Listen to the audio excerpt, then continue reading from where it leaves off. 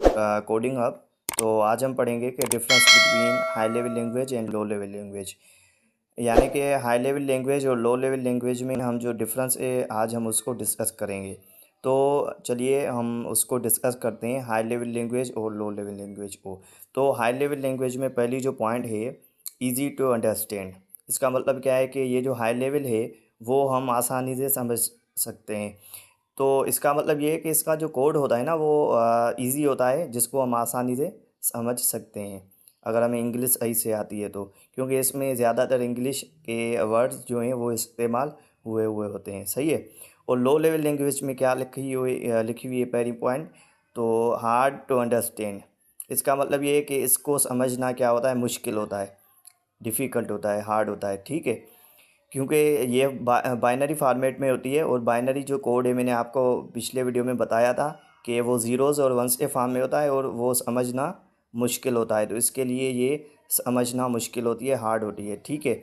और high level language में जो दूसरी पॉइंट है, इजी टू मॉडिफाई। मॉडिफाई का मतलब होता है कि किसी भी चीज़ को चेंज करना।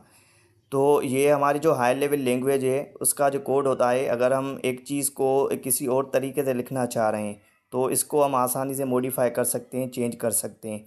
ठीक है। और अगर इसकी हम बात करें लो लेवल लैंग्वेज की, तो इसमें दूसरी पॉइंट है कि हार्ड टू मॉडिफाई। सही है। इसका मतलब कि इसको हम आसानी से चेंज नहीं कर सकते, इसको डिफ़िकल्ट है, हार्ड है मॉडिफाई करना, क्योंकि ये बाइनरी फॉर्मेट में है।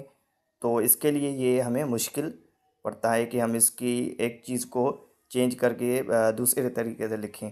सही है। तीसरी पॉइंट है कि इजी टू मेंटेन। मतलब इसको मेंटेन करना क्या होता है, इजी होता है। इजी इसके लिए होता है क्योंकि इंग्लिश में होती है और ज़्यादातर ऑपरेटर होते हैं, इंग्लिश होती है, तो मेंटेन करना आसान होता है। ठीक है। और लो लेवल लैंग्वेज क्या है, हार्ड टू मेंटेन। इसको मेंटेन करना क्या होता है, मुश्किल होता है।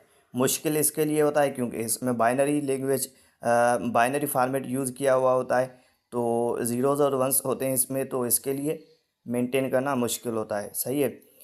चौथी पॉइंट है इसमें, इजी टू डीबग। डीबग का मतलब होता है हमें जो प्रोग्रामिंग है ना, प्रोग्रामिंग, उसमें जो हमारी एरर होती है, उसमें जो हमारी क्या होती है, एरर होती है, वो उसको हम कहते हैं बग। उसको हम क्या कहते हैं, बग। ठीक है। और उस बग को अगर हम ख़त्म करें तो वो क्या बन जाती है, उसको हम कहते हैं डीबग। और उस प्रोसेस को हम क्या कहते हैं, डीबगिंग। सही है। तो इसको हम डीबग आसानी से कर सकते हैं, क्योंकि ये आसान होती है, लिखना वगैरह ऑपरेटर्स यूज़ होते हैं इसलिए। और ये हार्ड टू डीबग, इसको डीबग करना क्या होता है, मुश्किल होता है, क्योंकि ये हमारी बाइनरी में होती है, और बाइनरी को उसकी बग को मालूम करना और उसको ख़त्म करना ये हमारे लिए मुश्किल होता है। सही है। मशीन इंडिपेंडेंट लास्ट पॉइंट है।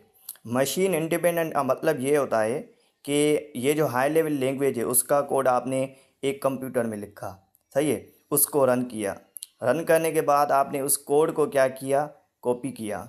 कॉपी करके आपने एक अलग से कंप्यूटर में या अलग से एक प्लेटफॉर्म में उसको पेस्ट करके उसको रन करने की कोशिश की, तो ये हमारा रन हो जाएगा। सही है, क्योंकि ये मशीन इंडिपेंडेंट होता है।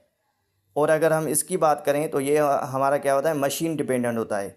तो मशीन डिपेंडेंट इसका मतलब ये है कि आप अगर लो लेवल लैंग्वेज में कोड लिखते हो, एक कंप्यूटर में उसको लिखकर रन करते हो, और कॉपी करके दूसरे कंप्यूटर या दूसरे प्लेटफॉर्म में आप उसको पेस्ट करके और क्या करते हो, रन करते हो, तो वो हमारा रन नहीं होगा, क्योंकि ये हमारा जो लो लेवल लैंग्वेज है हमारी, वो क्या होती है, मशीन डिपेंडेंट।